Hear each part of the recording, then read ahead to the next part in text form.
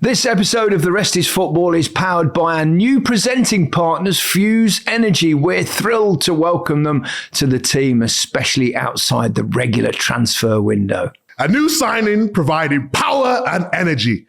That sounds like a bit of me back in the day, Gaz. And reliable too, not one of those fair weather players who go missing in December. Fuse will be powering The Rest is Football right through the season. They're one of the UK's fastest growing energy suppliers, building solar farms and helping homes make smarter choices. Power that performs throughout the season. Fuse, keep everything running, lights on, meters smart, cars charged, a full squad you can count on. And when you sign up for their fixed rates, your energy prices hold their shape, even as the nights turn colder and the title race heats up. The season is long, but with Fuse, the energy never drops. For more information about energy that hits the top corner every time, head to fuseenergy.com/football. And if you fancy getting involved, sign up with the code FOOTBALL for the chance to get a shout out on the pod and throw your own question at us next time.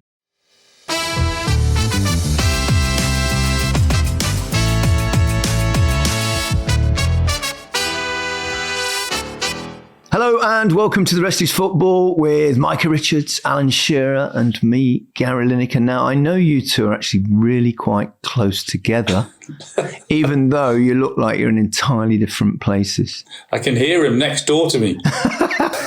Spend the whole day with him. You've loved it, haven't you? You've absolutely loved it. He's been happy all day, Gaz. And let's explain, you're both doing Match of the Day 2 tonight. And the reason we do it in separate rooms is technical. And for sound reasons and for editing reasons. So just you're not falling out. That's what I'm trying to say.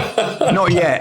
We'll see. We're fine. Yeah. We're good. Not yet. So happy birthday, old man. Thank you very much. You'll be getting a mention this evening. Well, apparently I was in vision because I went to the Crystal Palace game with my friend JD, and we it was a good watch, but United somehow won, and I'm not quite sure how they did it because they didn't play that great. But we'll come to that game in a little while. I had a big doubt yesterday. I felt like a little bit weary. Well, that's what we was waiting for. I felt like you was playing down your birthday. Come on, guys. I was waiting for you to ask me, but so we celebrated it yesterday. Came out to this little restaurant, 14-seater, 2 Michelin stars in Soho called Humble Chicken. Absolutely spectacular. Me and my mate, we had birthdays very close together, so we each had 6 guests and all my boys were there. And let's say we went on a bit. We went on a bit after lunch and probably consumed way too much. But at this stage of life, you don't know how many more chances you're going to get. So, did you have a bit of a thick head this morning? I don't get hangovers, which is bizarre. Really? No, even after all the red wine? No, I can feel a bit tired, but I don't really get hangovers. No, lucky like that. If you drink the right stuff, Al, it's okay. You know, if you drink the right what, stuff. Negronis? Well, yeah, true. There was a few of those, a couple of whiskies and lots of really nice red wine. So what benefits do you get from being 65 though now, Gaz? What do you get? I think I get a free rail card. But you used to get your pension, didn't you, at 65? I think it's gone up to 67. I think they've done that on purpose. Bus passes, or was that? Do you already have that? I think I was already eligible. All right. Did you get the bus to the game today? No. All right. It's hard to get to Selhurst Park. So did you get your tickets half price? I got free ones. I was looked after really well by Chris. Bless them. Right. Shall we get into it? The first bite is delivered by Uber Eats, and we're kicking off with, dare I say, a London derby, a tasty one. Chelsea versus Arsenal. It was quite cutthroat, particularly in the first half, and then red cards always change games. What did we make of the decision? Let's start with that, because obviously that makes a massive impact on the overall thing.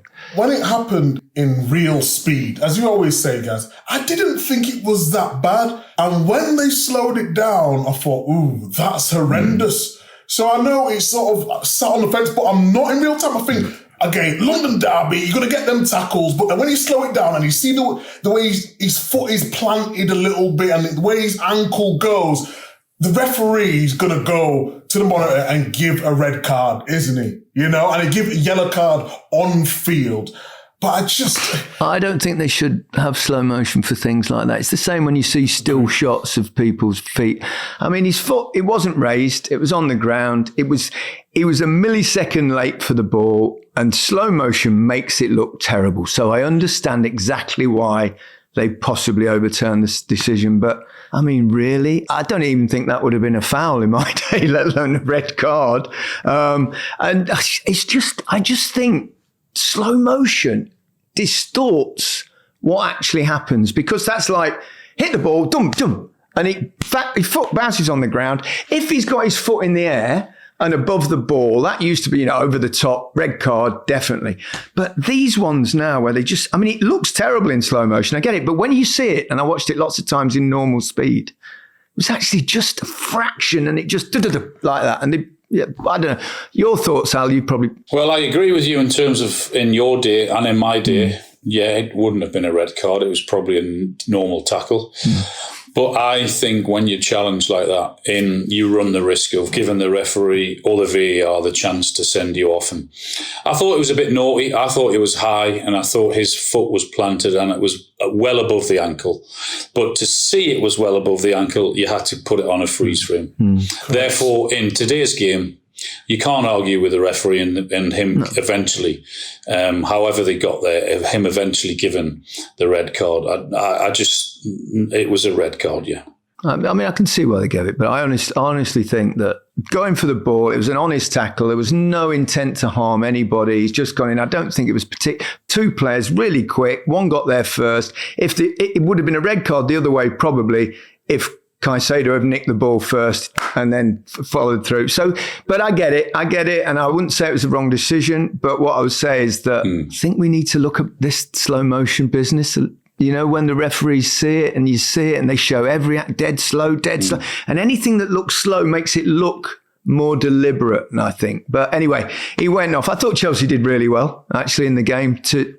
I thought it was a really scrappy, bitty, loads of fouls, loads of players going over, pretending to be injured and hurt and trying to get others booked. And it was a bit of a scrappy game all the way through like that. So that's why I thought it was just a stupid tackle, inviting the referee to do that. It was, I was really surprised that no one went in the second half as well, because I thought at half time he might even it up here. To his credit, Anthony Taylor, I thought he refereed it really, really well, because it was a tough game to referee because of the actions of a lot of the players. Proper London derby, really, Micah. Yeah, proper. I'll explain it properly. But I thought tactically it was a really good game. Did you see? I don't know if you watched the game in full, because when you're having on your birthday, having a few drinks. No, my birthday was yesterday. Today I've watched football all day. I watched the whole game. Yeah. Did you see Reece James and what he was doing to Declan Rice? He wouldn't allow him. The whole team went man to man, but more so than ever, Reece James on Declan Rice didn't let him get a sniff when there was trying to build up. Even when the ball went behind him, I was looking, is he going to go back into position? But the task that he did on Rice was brilliant. And then obviously when Caicedo gets a red card, it goes back into the two in midfield, and then it changes the whole game. But I thought Reece James was the best player on the pitch. I thought he was so calm in possession. I thought his way to pass was really good. His defensive nous, he got the ball and got them playing when they needed to as well. And he gets the assist, for the goal. I just thought it was a perfect performance. Yeah. And when you look at midfield performances of Craig, he's a right back or a wing back.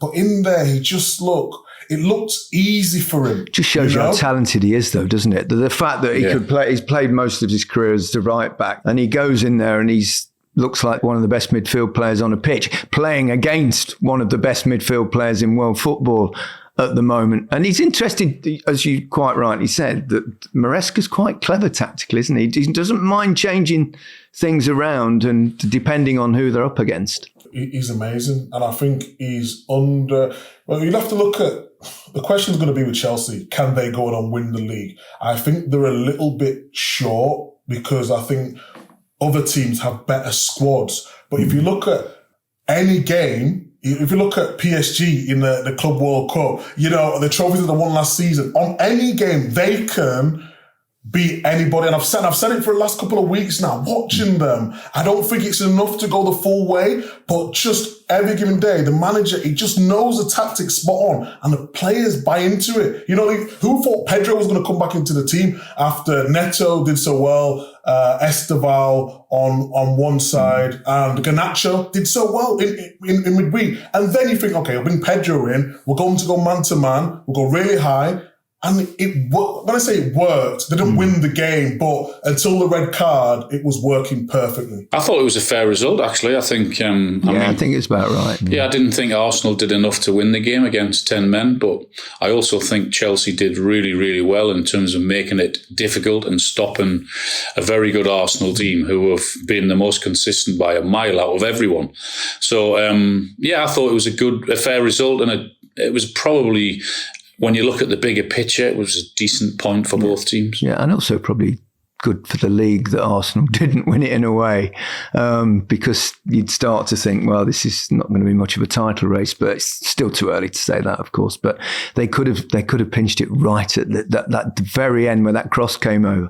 I mean, Gyökeres was right behind Marino. I think it was Timber just took it off him, wasn't it? Was it Timber? I think it was just took it off Gyökeres. You could see him pulling his neck back ready, and it just flicked past him by Timber. It was, that was a tight one. Yeah, it's going to be interesting to see how Arsenal... Because if you look at... Before the game, you take a draw at Stamford Bridge all day. It's just a manner that, obviously, them going down to 10 men. Have you got enough then to go on and win the game? It didn't quite work out, but with them, what was that, 3 games in a week, it was always going to be tough for them, wasn't it? You said, Micah, that you don't think they're probably quite equipped in terms of the depth in certain positions, Chelsea, to win the title, but are they perhaps the biggest threat to Arsenal, or do you still think City? I mean, City are conceding goals quite a bit. Last-ditch winner, obviously, yesterday. It'd be one of those two, wouldn't it? I mean, Liverpool back in the, winning again, so that which psychologically will be important. Football's a weird sport, and we always have to make it's so mad predictions, and we come out with big statements week in, week out. But Arsenal are only 5 points clear. Yeah. It's madness. And we're talking about Man City have not played that well. I think Chelsea can challenge them, but I don't think they're enough. I think Man City are still the ones who can challenge them all the way, even though they're conceding easy goals for their standards. And I say that because I've got someone like Haaland. He didn't score against Leeds yesterday, but Foden stepped up. When you've got someone like Haaland who can normally score in every game, that's why I think they'll... Well, the thing is, Mike, you were saying in one of our, I think it was the last episode, the episode before last, that you were saying the other players at City got to step up. They can't rely on Haaland. It was after the Champions League, wasn't it? They can't just rely on Erling Haaland. And lo and behold, what a coach you are, Micah. We know what Philip Foden can do, though. Come on, we've said it for years. It's great to see him back to his best. Great. It is. And when he's in that central right position, he's going to cause damage, in terms of his passing, his movement, getting on the ball. We've said it, we've talked about it, but then can you finish off the games? We've seen it a couple of years ago when he got Player of the Year. We're all expecting him then to go on, challenge for Ballon d'Or. It didn't quite happen, but he's still a top Premier League player and he's getting back to his best form. I don't know what I don't think helped him as well was the Euros when he was playing left-hand side, and it didn't help him, and the confidence comes back, and then, the problems that he's mentioned off the field as well. But now he looks, back to his best. Yeah, he really does. Alan, thoughts on title race? Title, I won't change my mind as yet. I think Chelsea will finish in the top 4. I don't see them having quite enough to win the title. What's missing from them then? What? Because they've got a massive squad. I don't know. I'm not 100% convinced in centre forward position, and I know they did really well today defensively with the 2 centre halves. Not quite sure there either, but I think in midfield they're very strong. In wide areas, I think they're strong, but. Yeah, those two positions I would say, but hey, I didn't fancy them to win the Club World Cup when they won it. So God, that shows you what us pundits think. So, but I think anyone going in against Chelsea will know they're going to have to play really, really well against them. And I know they've been a tad inconsistent. I mean, the result Sunderland at home when Sunderland beat them at Stamford Bridge. It's results like that. I think they'll have one or two of those in this season, and that might cost them. They're a work in progress. Okay, that was the first bite delivered by Uber Eats.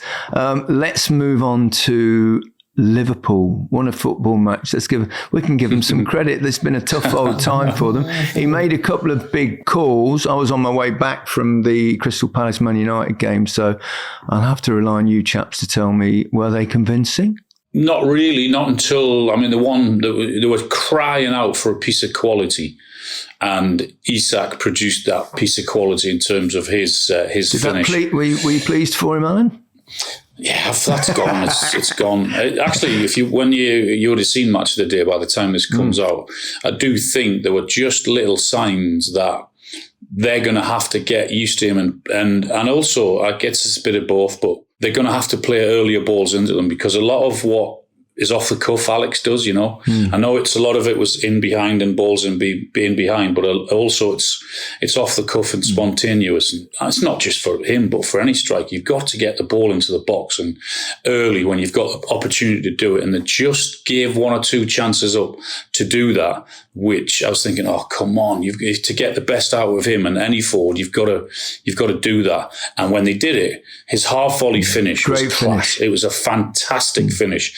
And that was the bit of quality that Liverpool needed. I don't think it mattered about performance today for Liverpool. And yeah, you're right, Arne Slot had to make a couple of big decisions, and he did. He left Mo Salah out, and he had to win the game. And I think with him winning it, and with Isak scoring, you would think it would give them a little bit of belief and confidence.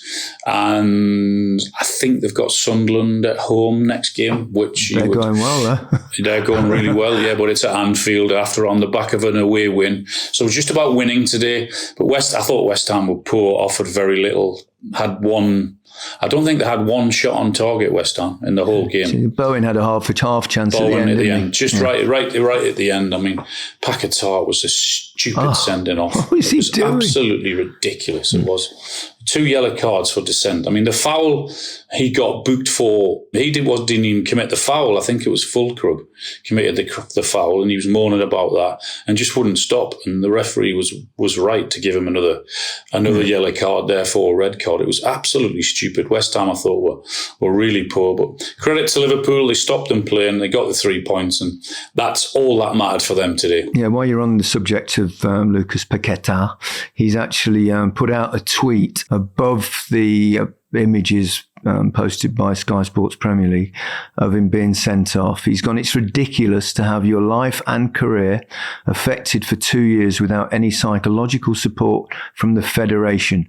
Perhaps this ridiculous behaviour is just a reflection of everything I've had to endure and, it seems, have to continue enduring. I'm sorry if I'm not perfect. So, it's quite profound.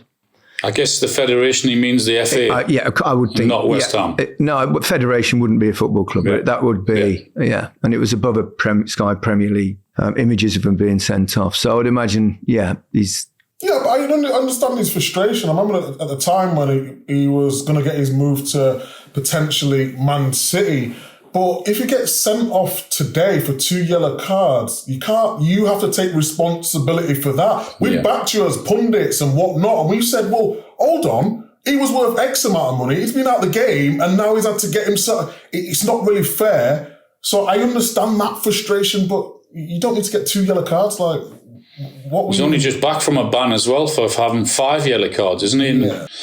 Since the beginning of the season, so he's just back from a ban from that. So, I get his grievance with what gone on beforehand because he was found not guilty of the charges. So I get that and understand that absolutely.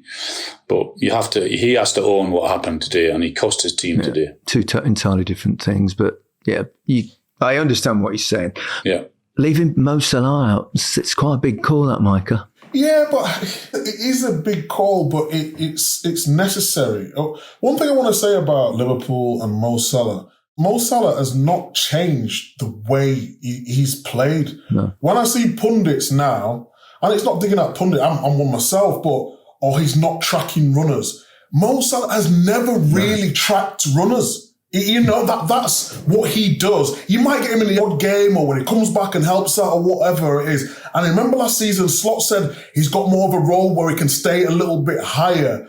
The problem is he wasn't scoring as frequently as last season. And that's it. And if you're not scoring, the manager has it within his rights to replace. Yes, it's a big decision, but the manager's job's on the line. Going away from home, he probably thought, I need a little bit more stability. Al did that game, but by the formation, it looked like Szoboszlai was playing right. Was it? Is that correct? Yeah, Verts in the 10, yeah. Yeah, just a bit more running power. You're away from home. Totally understand it. You get the result. And then, he didn't come on in the end, did he, Al? If my calculations are correct. No, he didn't come on. No, he didn't come in because I was watching the other game while I was watching that. I was only across it, but I've seen all the big incidents. But I don't think it's a big problem, guys. And I've said this for a while. It's just we need to get Mo Salah back scoring goals. I have every belief he will do that. At the moment, he's just going through a spell where things are not happening. And that happens to every striker, Alan. We've all been there. Yeah. We've all been there, and the really good ones come through it. It's that we've also all been there. Once you go the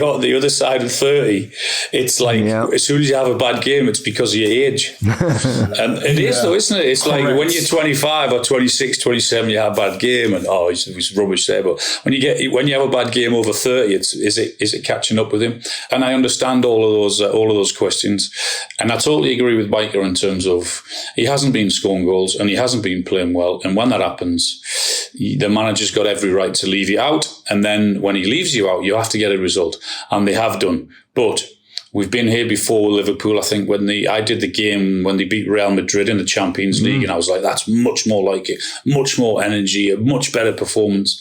And then I think after that, then they get beat off Forest. And then they go on and you think, well, okay, so it has to, what we saw today, little bits of it, it wasn't great. It was just a result, but slowly but surely it has to improve and going forward now for Liverpool. And a clean sheet, which was definitely needed, I think. Yeah, West Ham could have still been there 3 or 4 hours playing that game of football and they wouldn't have scored. They just never looked like scoring West Ham. They were dreadful up front. But Liverpool, to be fair, they'll say, well, they stopped them. But I'm pretty sure West Ham didn't have one effort on target. Which one of you did the Crystal Palace Manchester United game? Which one of you watched that, or did you both watch it because it was the early? You both watched it. I'll be interested to see what you're doing in terms of your analysis. Palace was so dominant in the first half. I mean, United weren't very good at all. They missed two or three really, really good chances. They managed to get a penalty and we didn't really know what was going on in the ground. It was a double touch, obviously, at some point. But he managed to score on his second effort. Oh, it was nice because I saw Mitchell Thomas, who I used to play with at Tottenham. And Brighty was there as well, obviously, because Brighty's always with Steve Parish on the game. So, and we were saying at half time, they're going to pay. They're going to pay for that. And they did almost immediately. But United won the game, which they'll be delighted about. But I looked at them and I still looked and I thought, they're short. They're really short, I mean, I know Cunha was out and Sesko's injured at the moment as well. So they were a bit short up the top. But I did this thing before the game. I looked at the two teams, and it's great when you're actually at a game. It's nice to be able to go on to watch matches and stuff more nowadays. So I looked at the two teams and I said to myself, and this would be a question you'd have always asked the other way round. I asked myself the question, how many Man United players will get into Crystal Palace's team? And it's probably the wrong time to say this because United won the game. But I only had about 2, maybe 3. Yeah. Palace were very good in the first. I'll tell you, Adam Wharton, he can play. I was doing all my analysis on Adam Wharton, and then United go and score, and you got to give United a little bit of credit. No, absolutely. The old United might have crumbled there, but they did. They stayed in the game and they got results. No, I just saying the analysis is, Gaz, is that how poor Man United were in the first half in terms of lack of effort, lack of intensity, lack of closing down. And then Ismail Assar went off injured, and I think that was a big blow for Palace. Boy, really, I think it was ground. It was a big blow for them. He took a heavy knock on his ankle, he twisted it. And then once he went off, and the second half, I think Amarin's got stuck into his team at half time and said, unless you up the intensity and the effort and the work rate and the closing down, because this team will tire. Yeah. Because of European football we played on Thursday evening, and I think that's exactly what happened. So you saw a different Man United team in terms of effort and closing down from the first half to the second half. And eventually, I know they got the 2 set pieces, but that was the big difference for me. But I agree with you. I thought Man United were terrible in the first 40 minutes or so. But second half, I thought they were the better team. And Crystal Palace were the ones that looked very leggy after that, which I guess is understandable because, and you'll hear Oliver Glasner say that they missed an opportunity in the summer in terms of signings because they were going to have European football and they could have got another 2 or 3 in to help them along.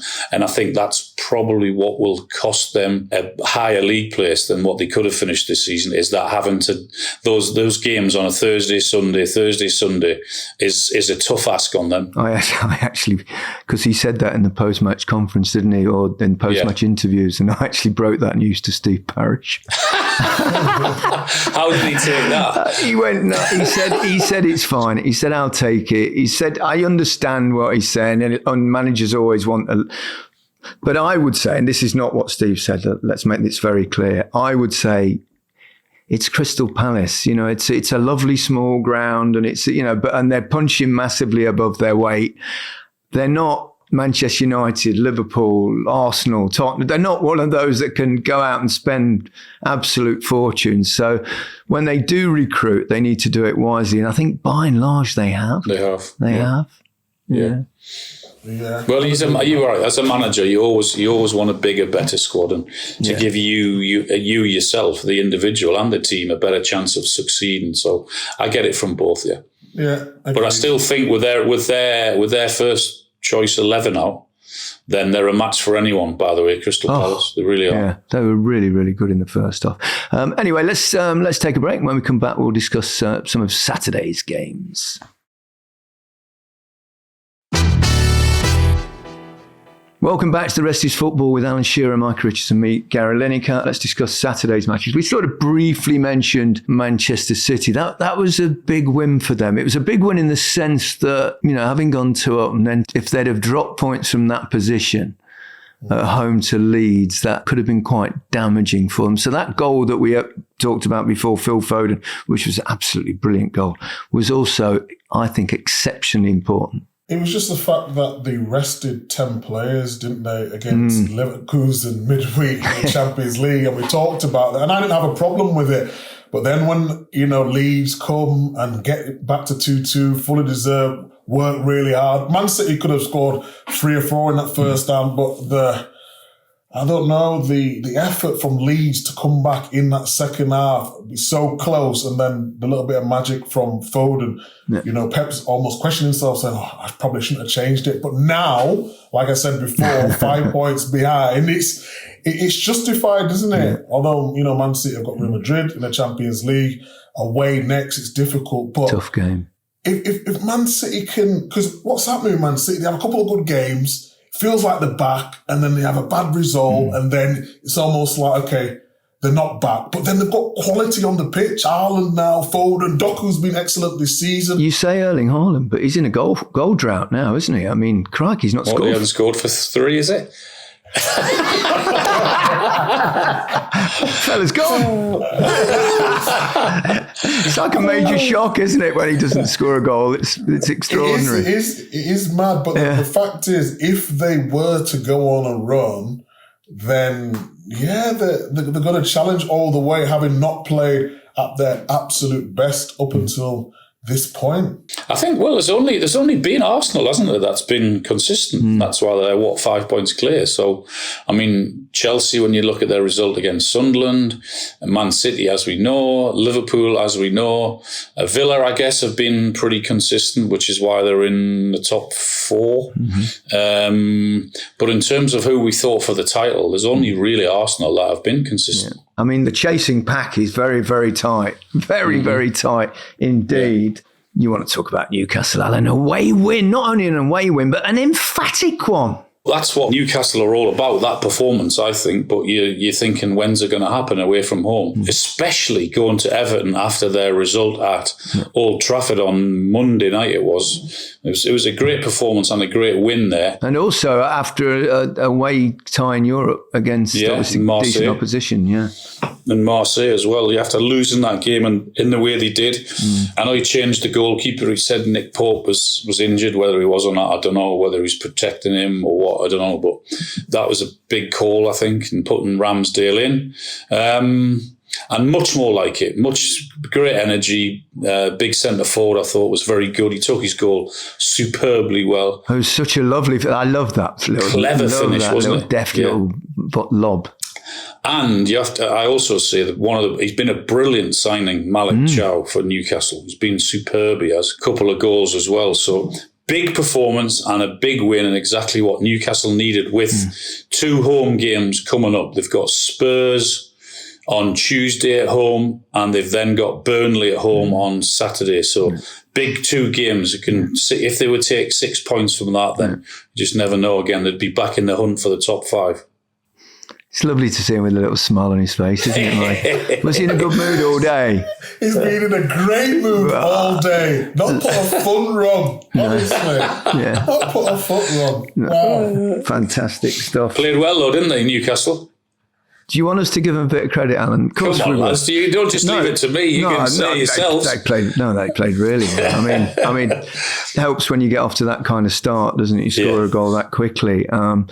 But I was surprised by Everton because they'd done so brilliantly, exactly. To win at United with 10 men, like you said, and then they look like one of those days we've all had them where it's not your day, but it was. I thought Newcastle had great energy, considering Marseille, tough place to play. Is that enough for you? Do you need any? Thank you. Yeah, we can move on now. What did I tell you about Voldemar? What did I tell you about him? Yeah. I said, don't panic. I don't even think we did it on the pod. I think this was in the group. I said, don't worry. He's a good player. And now look. He's only young as well. Exactly. And you've got Dissent to come back as well. He's got five Premier League goals. Yeah. It's not bad because, new player coming in, particularly the boots he was having to fill. The Newcastle they've no doubt they've had to adjust to a slightly different style of play because of him, and hopefully that's the start of their of a good run for Newcastle in the league. Hold on, before you go on, does it think that coincides with Hall being back and Livramento also? Yeah, possibly. Changing the fullbacks up and down defensively. Danny Murphy last night did his analysis on the, not that I watched it last night, I watched it this morning. He did his analysis on the 2 fullbacks. Oh, did he? I fell asleep at that point. Yeah, we could have done them last weekend against when they played City. They made a huge difference as well. I don't think he played Lewis Hall in midweek against Marseille, but they were both obviously there yesterday again for Everton. And they do, Micah. They're 2 very good players, and they make a massive difference for the balance for Newcastle. Let's move. It's just slightly south, isn't it? Sunderland from Newcastle. Yep, slightly south. What are they doing? Unbelievable again, really, wasn't it? 2-0 down and then to come back and win. Incredible. 6th in the table in the Premier League. It's not 5 games in, are we? But, it's amazing. And the Derby game's in 2 weeks' time, I think it is. It's coming up. 2 weeks' time at Sunderland, yeah. Oof. At Sunderland. I'm not sure yet whether they've had any clearance, whether they can keep hold of all their players before going to the African Cup of Nations. Are you going to that one, Al? Are you going to with a bit of luck, the 6 or 7 they'll have to be called up and leave before the Derby. But I suspect they might get leave and then play in the game and then be able to go over there. But 2 weeks' time. Did you hear? I don't know. I was watching that game, Sunderland on TV, and I was thinking, the crowd, when Sunderland got their first goal to make it 2-1, the crowd, it's like the way they rolled them on was unbelievable. So, well, when they used to play at Roker Park, they used to say the Roker Roar. Can you remember that? Yeah. Are you old enough to remember that? I think you are. I am. I played at Roker Park. Yeah, I played at Roker Park. Amazing atmosphere. And Stadium of Light seems to be similar, but they're doing so brilliantly, Micah. Excellent. You know who, I know we've talked about him, but Xhaka. Do you see Xhaka's pass? The way he looked like he was going one way and then reversed it, and then it was Traore who put it away, wasn't it? They've got different ways of playing. They can press, but they can drop off into a low block if need be. But they also can play midfield with legs, and then they've got people off the bench that can make a difference. I mean, it's strange to see a team that's just come up doing so well, but deservedly, and just when you think they're out, they just come back and come back and come back again. What they're doing this season is nothing short of sensational. I really hope they can carry it on, because what a story it would be. And we talked about him. Do you really hope they can carry it on, do you? No, because yes, I do. Because I do. It would be great. I really do. I totally agree. It'd be great for the league because no one expected it. It'd be great for the league. Come on, Al. It'd be great for football in this country. Come on, Al, wouldn't it? Come on, wouldn't it? Oh yeah, it'd be bloody amazing. Yeah, fantastic. But what I will say is, for the manager to bring that many new players in and then get them all to work together and understand what he wants and how he wants to play and do all that. And so he deserves great credit for the shape that he's got and for the intensity and for the understanding that they've all got, with so many coming together. Let's finish on a tough week for Tottenham. Obviously, they lost the London derby last week. They put up a decent fist of it, I think, in Paris. I mean, they're playing against, obviously, the Champions League winners. But then, obviously, they got off to a terrible start in the game. I mean, I must say, Harry Wilson's finish. I know the keeper's cocked up big time. I mean, why is he not hoofing? You just think he'd hoof it in the stand. But he didn't. But, I mean, that was a hell of a first time.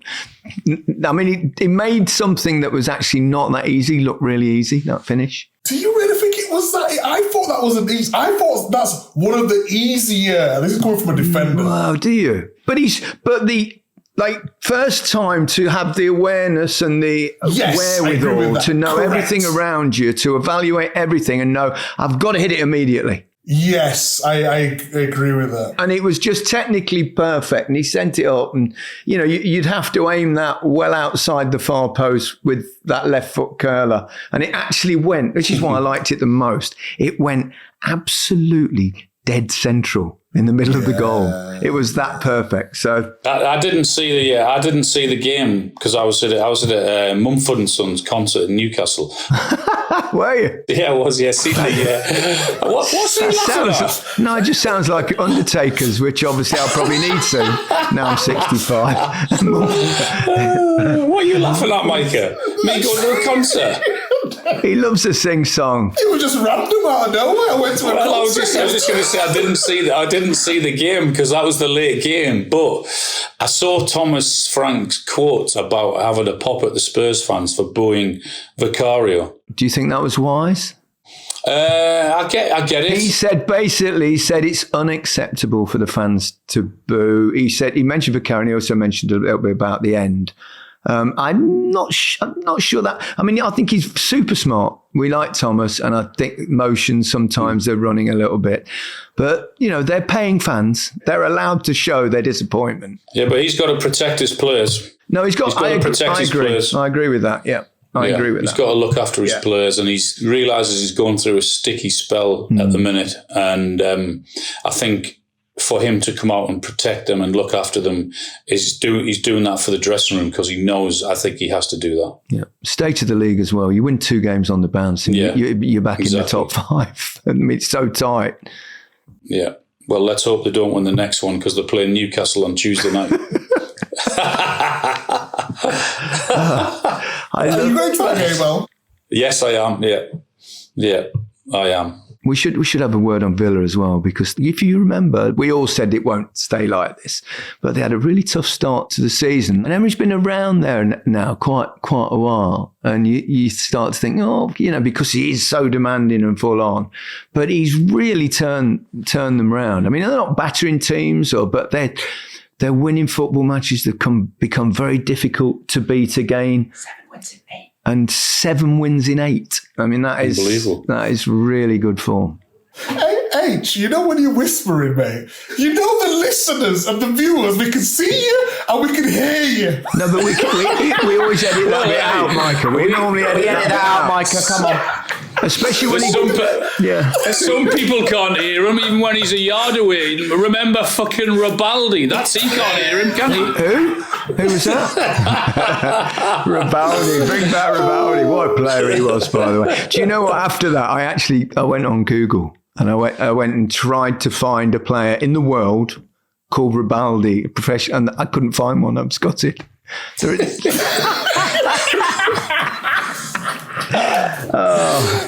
should finish every episode with a mention of one of the greats, Ribaldi.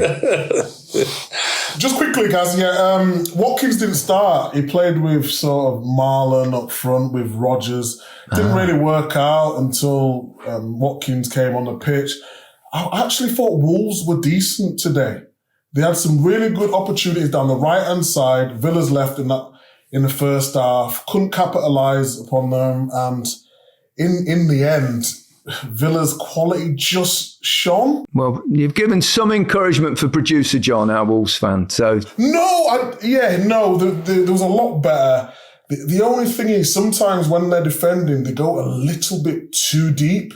I know they're trying to cling on for a point, and after they played so well, and then, Kamara goes and bangs one in the top corner. For all your hard work, you're thinking, oh my God. But you've got to get out. You've got to get out. You've got to get higher up the pitch. But it was encouraging signs. We don't probably expect Wolves to stay up, but they played a lot better today, I would say. Tell you who deserve a mention today as well. Brighton, by the way. Brighton going to Forest, wasn't it? They're on a good run as well, Brighton, eh? Yeah. I mean, it's so tight. I mean, once you get past, apart from Arsenal, right down to about 15th, I think it is. Tight, yeah. Okay, chaps. Well, I hope tonight's show goes well. By the time this episode goes out, I'll check it out. I can't promise you I'll stay awake. What time are you on? I don't know. Is it half 10? Is it, Micah? It's 10:35 tonight. Oh, a bit later. Yeah, you'll have your long johns on. But I will watch tomorrow morning. So have a great show. Cheers, guys. So goodbye from me. Goodbye from me. Goodbye from me. Have a great week.